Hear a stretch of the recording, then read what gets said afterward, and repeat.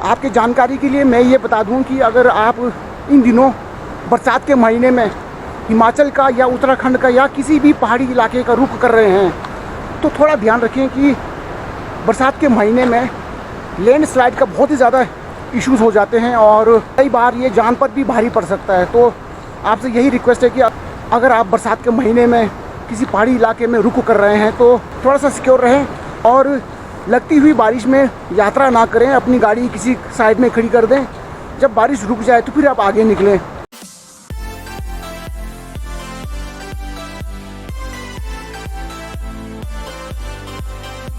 Good morning guys, स्वागत है आपका स्पीति ट्रिप के दूसरे एपिसोड में। फ़िलहाल मैं सुबह जल्दी उठ गया था और रवि फ़िलहाल होटल के कमरे में नहा धो रहा है। तो कल शाम जब मैं यहाँ पहुँचा था टापरी में तो यहाँ की हालात काफ़ी नाजुक थी। नाजुक मतलब ये कि काफ़ी गंदा सा मौसम था, तूफ़ान वाला सिचुएशन। तो इस करके क्या है कि मैं फटाफट अपने कमरे के अंदर घुस गया और फिर हमने सोचा क्यों कि रात हो चला है तो ज़्यादा देर बाहर रहना मैंने मुनासिब नहीं समझा, क्योंकि पता है आपको कि ये जो कैमरा गोप्रो ये बारिश में भीग जाए अगर तो फिर ये ख़राब हो जाती है। सो इस करके क्या है कि फिर मैंने और रवि ने डिसाइड किया कि कमरे में चलते हैं, वहीं डिनर करते हैं और सो जाते हैं। तो फ़िलहाल इस तरह का हिसाब किताब है जी। वैसे कल शाम को भी मैंने आपको बताया था ये नीचे सतलुज नदी बह रही है और वहाँ सामने से कहीं से ऊपर से पहाड़ों के बीच से होते हुए कुछ एक छोटी सी नदी आ रही है, दोनों का संगम है बीच में। तो इस तरह का नज़ारा है जी, इसे कहते हैं टापरी।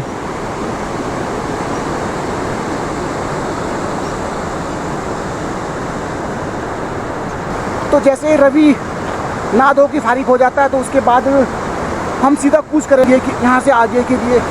तो सबसे पहला जो स्टेशन आएगा वो आएगा मेरे ख्याल से पुवारी, फिर आएगा स्पीलो, उसके बाद एक फेमस सा डेस्टिनेशन आ जाता है जिसे कहते हैं खाब। खाब में हम थोड़ी देर रुकेंगे क्योंकि वहाँ एक संगम है दो नदी का। एक तरफ से आती है सतलुज नदी बहती हुई और एक तरफ से आ रही होती है स्पीति से एक नदी आती है, दोनों का संगम होता है। वहाँ थोड़ी देर रुकने का प्रयास करेंगे हम। तो उसके बाद स्टेशन आएगा आपका नाको।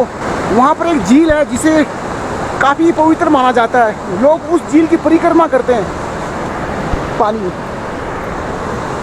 लोग उस झील की परिक्रमा करते हैं। सो एक परिक्रमा शायद हम भी कर लेंगे।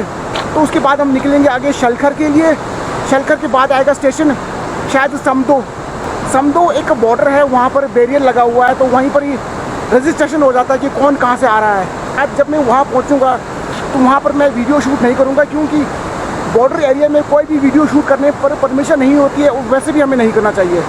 आपकी जानकारी के लिए मैं ये बता दूँ कि अगर आप इन दिनों बरसात के महीने में हिमाचल का या उत्तराखंड का या किसी भी पहाड़ी इलाके का रुख कर रहे हैं तो थोड़ा ध्यान रखें कि बरसात के महीने में लैंडस्लाइड का बहुत ही ज़्यादा इश्यूज़ हो जाते हैं और कई बार ये जान पर भी भारी पड़ सकता है। तो अगर आप बरसात के महीने में किसी पहाड़ी इलाके में रुक कर रहे हैं तो थोड़ा सा सिक्योर रहें और लगती हुई बारिश में यात्रा ना करें, अपनी गाड़ी किसी साइड में खड़ी कर दें। जब बारिश रुक जाए तो फिर आप आगे निकलें, क्योंकि कई बार ऐसा होता है कि ऊपर चट्टानों से कहीं पत्थर खिसकती हुई आ जाती है और उसके बाद वो हमारी गाड़ी से टकरा जाती है। तो ऐसा रिस्क ना उठाएं, बारिश को थमने दें, उसके बाद ही आगे का सफ़र करें। मैं फ़िलहाल कर रहा हूँ क्योंकि 400-500 किलोमीटर के अराउंडिंग में जो भी स्टेशन यहाँ पर आते हैं वहाँ कई लोग मुझे जानते हैं और तो मेरे रहने का वहाँ पर इंतज़ाम हो सकता है। लेकिन अगर आप अननोन हैं, आपको कोई नहीं जानता है तो आप बिल्कुल रिस्क ना उठाएं, क्योंकि कई बार क्या है कि हेल्प मिलना काफ़ी मुश्किल हो जाता है। तो ऐसा रिस्क ना उठाएं, बारिश को थमने दें और उसके बाद ही अपना जो सफ़र है वो तय करें।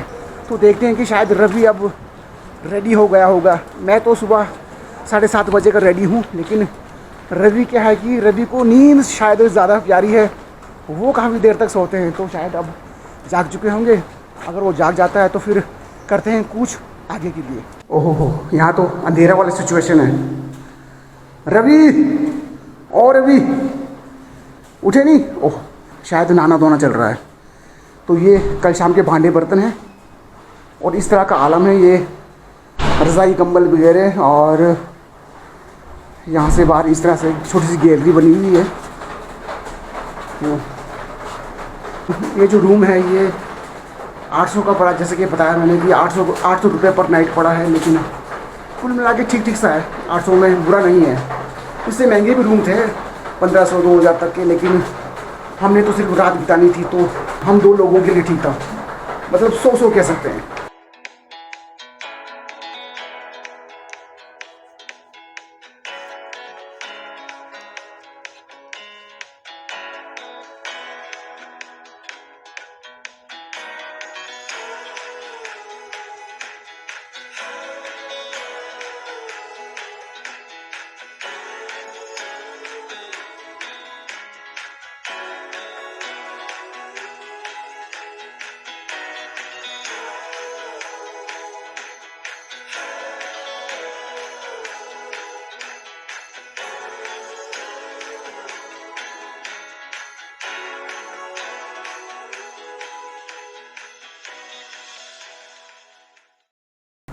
और राइट, तो एक जगह पहुंचकर छोटा सा रेस्ट लिया है, क्योंकि रवि को स्मोकिंग करना था और मैं स्मोकिंग नहीं करता। तो मैंने कहा रवि आप स्मोकिंग कीजिए, तब तक मैं थोड़ा सा राउंड मार कर आता हूँ।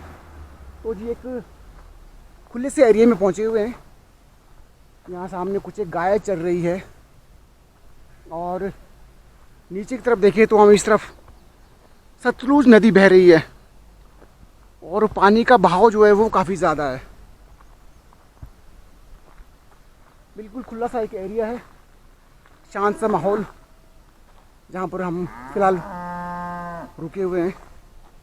यहाँ एक लोकल बैल मुझे देख रहा है, सोच रहा होना कि ये कौन सा प्रजाति आ गया है मेरे सामने।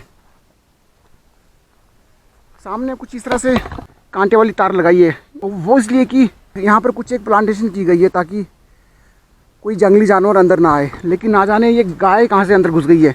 गाय नहीं, सॉरी, बैल है। तो ये शायद इस प्लांट को खा जाएगा। चल चल बुरे, प्लांट ना खाइयो, चल। रा, रा।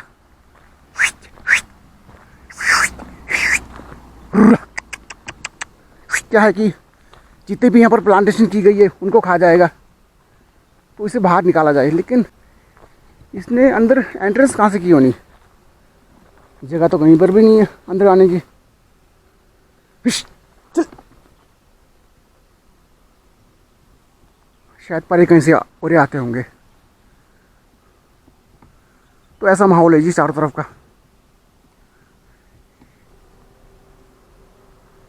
आप चाहे देश में कहीं पर भी घूम लीजिए, लेकिन जो किन्नौर की ब्यूटी है उसकी एक अलग ही बात है। तभी तो लोग दूर दूर से किन्नौर आना चाहते हैं। लोग सांगला जाते हैं, छितकुल जाते हैं, कल्पा जाते हैं। क्यों? क्योंकि यहाँ की जो ब्यूटी है वो एक अलग लेवल की है। तो जी मैं ज़्यादा देर यहाँ रुकने वाला नहीं हूँ। अब मैंने इन गाय बैल को परे कर दिया है, लेकिन क्या पता थोड़ी देर बाद फिर ये अंदर घुस जाएंगे। अगर मैं इनकी चौकीदारी करने लग जाऊँ तो शायद फिर मैं यहीं पर ही रह जाऊँगा। तो रवि ने शायद स्मोक कर लिया है, तो अब निकलते हैं आगे पहुँचकर नाश्ता किया जाएगा। नाश्ता, क्योंकि फ़िलहाल अभी तक हमने नाश्ता नहीं किया है, तो नाश्ता करते हैं। नाश्ता करने के लिए शायद हम स्पीलो नाम की जगह पर रुकेंगे। तो रवि चलें?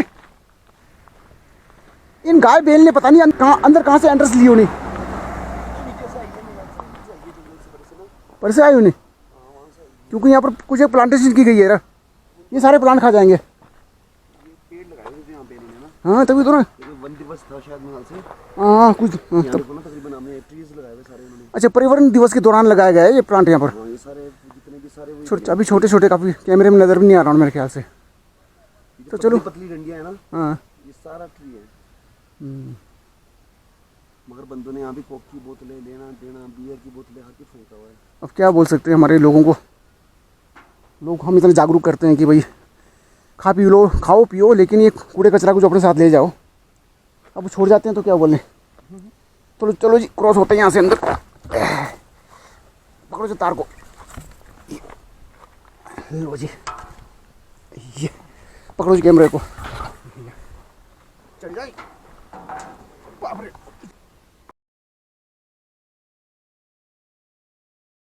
अय्या।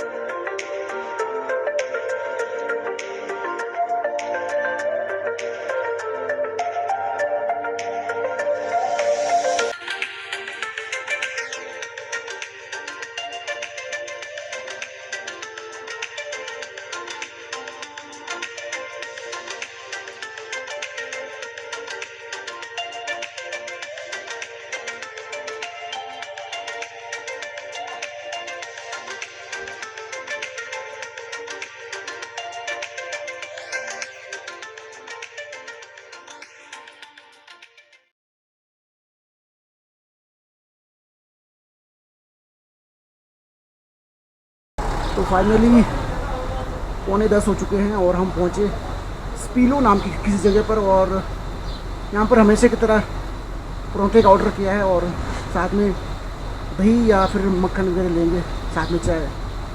उसके बाद फिर यहाँ से कूच करेंगे आगे, शायद आगे एक चेक पोस्ट आएगा डुबलिंग नाम की जगह पर, वहाँ पर एंट्री वगैरह की जाती है।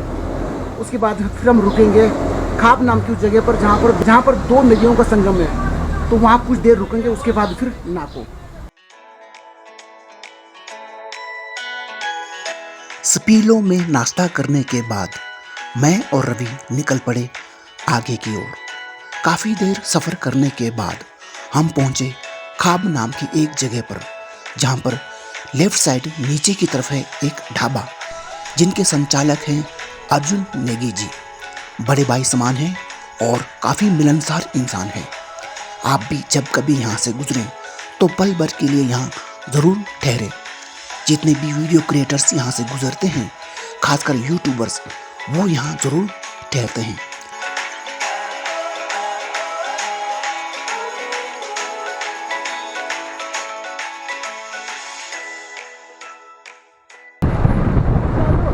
चलो चलो यही वहाँ जा रही है तो आगे लगा गाड़ी, चल परे लगा, मेरे गाड़ी के साथ लगा, इधर ले वो पार लगा के रोड के साथ जगह वहाँ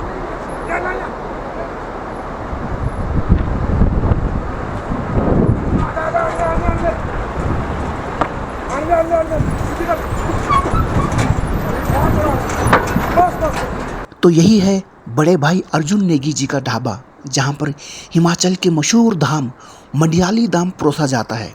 साथ में मैगी, चाउमीन, थूपा, मोमो, परांठे, ये सभी यहाँ पर उपलब्ध हैं। और अब बात आ जाती है सतलुज नदी की। सतलुज नदी जो है वो तिब्बत के कैलाश मानसरोवर से होकर आती है, जैसा कि आप देख रहे हैं। और साथ ही साथ सामने से जो नदी आ रही है वो आ रही है स्पीति घाटी से।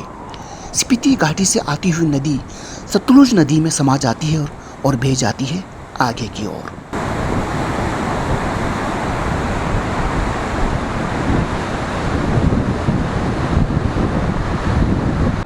तो ये है खाब का मनमोहक दृश्य। जब कभी यहाँ से गुजरें तो पल भर यहाँ ज़रूर ठहरें। नदी का बहाव बहुत ही ज़्यादा।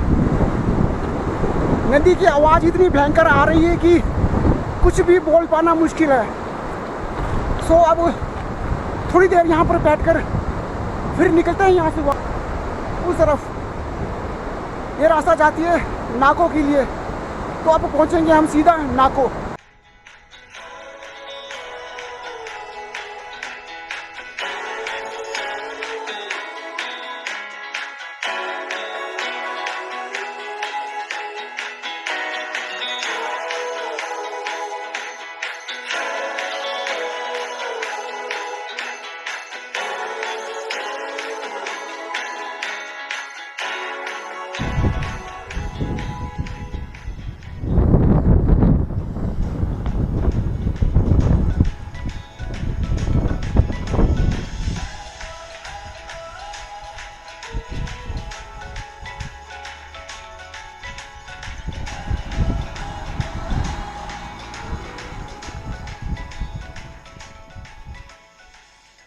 जी वहाँ से होकर आए हम जिगजैग होते हुए ऊपर को, तो फिलहाल नाको पहुँचने वाले हैं। तो व्यू जो है वो अल्टीमेट है जी, नज़ारा एक बार देख लो जी।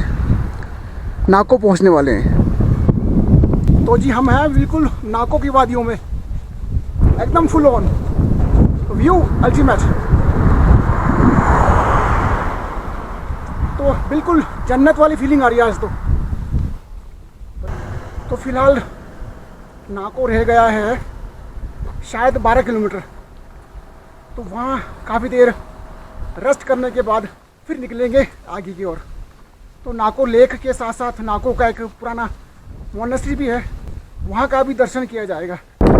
तो गाइस स्पेशली मैं आपको दिखाने जा रहा हूँ कि ये जो आप नीचे देख रहे हो ना, साइडों में काला काला सा बना हुआ है, बीच में एक गाँव बसा हुआ है। दरअसल ये काले काले जो दिख रहे हैं आपको ना, ये काला नहीं है, ये सेब के ऑर्चर्ड है। मैं जूम करके बताता हूँ। ये सेब के ऑर्चर्ड है और इस गांव को कहते हैं लियो। यहाँ लियो के निवासी जो है वो काफ़ी हार्ड वर्क है। जैसे कि आप देख रहे हो कि ऊपर बिल्कुल बंजर ज़मीन है और नीचे भी बिल्कुल बंजर ज़मीन है, लेकिन बीच में लोगों ने जो है एप्पल ऑर्चर्ड लगा रखा है। तो यहाँ के लोग बहुत ही हार्ड वर्क है। इतने ड्राई जोन पे रहकर भी लोग इतना स्ट्रगल कर रहे हैं और काफ़ी अच्छे मुनाफे पे लोग यहाँ पर अपने प्रोडक्ट जो है उसे सेल आउट करते हैं।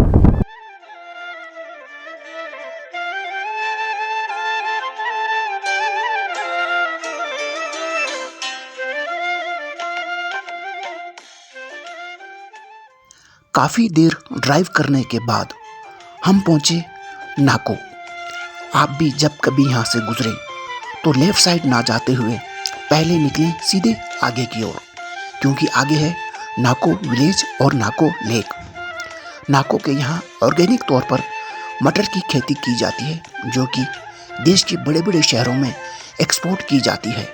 और वैसे भी नाको लेक की अपनी ही एक स्टोरी है।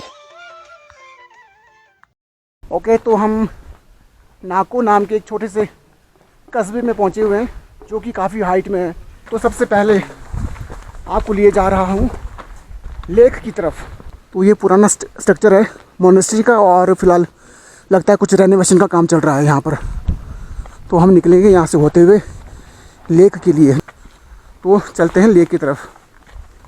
एग्जैक्टली जो रास्ता है इधर से होगा, शायद इधर, यहाँ से शायद यहीं से होगा, मुझे कुछ याद है। वैसे मैं सेकंड टाइम नाको लेक को एक्सप्लोर कर रहा हूँ, लेकिन क्या है कि कुछ भूल भुलैया हो जाता है, कई बार हम भूल जाते हैं रास्तों को। तो एक गली सी बनी हुई है, ओह देसी गाय का बछड़ा। तो इस गली से होते हुए हम गुजरेंगे नाको लेक के लिए। मौसम कुछ धूप लगी हुई है, कुछ ख़राब सा भी है, मतलब दोनों बराबर सा है। मतलब कहे तो एक खुश्क सा मौसम बना हुआ है। तो गली मोहल्ले में फ़िलहाल कोई भी शख्स नज़र नहीं आ रहा है। 2 या 3 बिहार के मज़दूर यहाँ पर काम कर रहे हैं।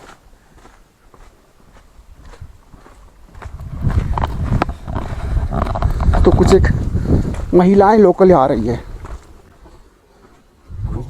जुले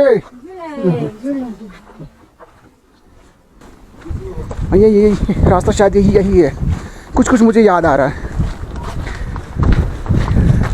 तो एक गांव की पगडंडी जैसी है बनी हुई। इन्हीं भूल भुलैया के बीच हम घूम रहे हैं। जी रास्ता यहीं से होगा मेरे ख्याल से।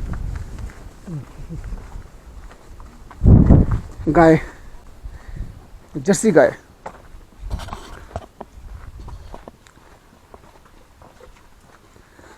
तो यहाँ बने हुए जो मकान हैं, ज़्यादातर मकान ऐसे हैं जैसे तिब्बत की वीडियोस में आपने देखे होंगे, उस तरह का स्ट्रक्चर यहाँ पर नज़र आ रहा है। मिट्टी की दीवार हैं, ऊपर मिट्टी का छत है और कुछ अच्छा सा लग रहा है। कुछ शहर से हटकर कुछ नया देख रहा हूँ तो अच्छा लग रहा है। हाँ चलो चलो, यहीं से अंदर कहीं तो पहुँचेंगे।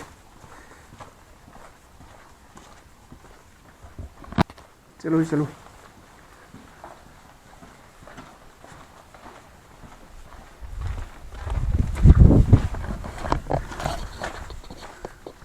छतों पे लकड़ सुखाए हुए हैं। नीचे ओवरा जहाँ पर पशु को बांधा जाता है, दरवाज़ा। यहाँ क्या है? अच्छा, यहाँ पर पशुओं को रखने का जुगाड़मेंट है और सूखे हुए गोबर। यहाँ पर जो ज़्यादातर गांव के लोग जो गाय पालते हैं वो देसी गाय होते हैं, छोटे नस्ल के, और वो दूध भी कम देते हैं, लेकिन उनका जो दूध है वो काफ़ी ताकतवर होता है बड़े गाय के कंपैरिजन में। लेकिन अब मॉडर्न फैशन है और लोगों को ज़्यादा दूध चाहिए, तो लोग क्या करते हैं कि इन छोटे देसी गायों को अब पालना छोड़ देते हैं, क्योंकि बड़े गाय होगा तो वो दूध ज़्यादा देगी, तो सब उसी को पालते हैं। अदरवाइज़ क्या होता है कि जो छोटे जो गाय होते हैं इस तरह के, इनका जो दूध होता है वो काफ़ी ताकतवर होता है। वो ज़्यादातर मैंने देखा कि यहाँ के लोग इन्हीं को पालते हैं। तो फाइनली बातों बातों में मैं पहुँच गया नाको लेक के पास। तो जनाब, पेशे खिदमत है आपकी खातिर नाको लेक।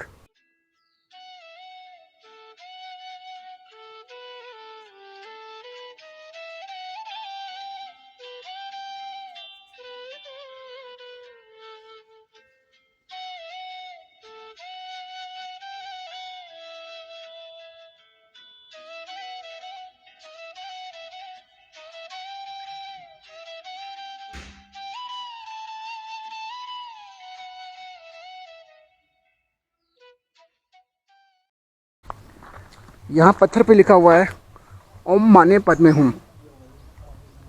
वो सामने लेक। आज इस नाको लेक पर पहुंचकर मुझे ऐसा फील हो रहा है कि मैं मंडी के रिवाल्सर में हूँ। मंडी के रिवाल्सर सीरीज़ आपने देखे होंगे मेरे, तो आज वैसे ऐसा लग रहा है कि मैं वहीं पर हूँ।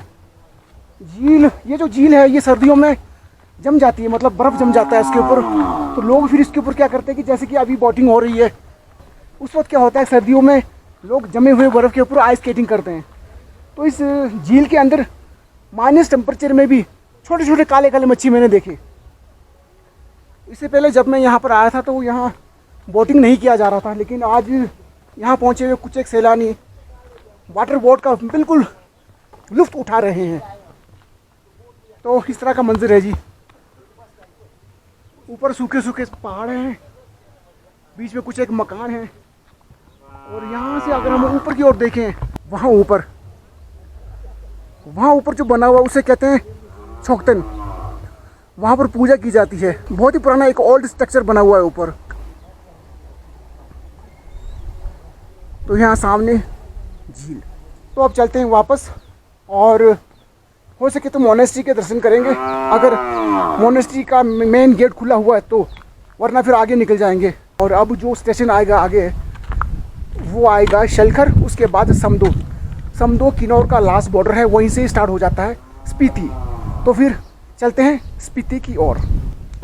तो रवि महाराज यहाँ कुछ आराम कर रहे हैं, तो रवि चलें, निकल लें यहाँ से, काफ़ी आराम हो गया। नाको झील के यहाँ काफ़ी देर रुकने के बाद हम निकल पड़े नाको के ओल्ड मोनेस्ट्री की ओर। लेकिन ओल्ड मोनेस्ट्री के यहाँ रिपेयरिंग का काम चल रहा था, जिस करके हमने बाहर से ही मोनेस्ट्री के दर्शन किए।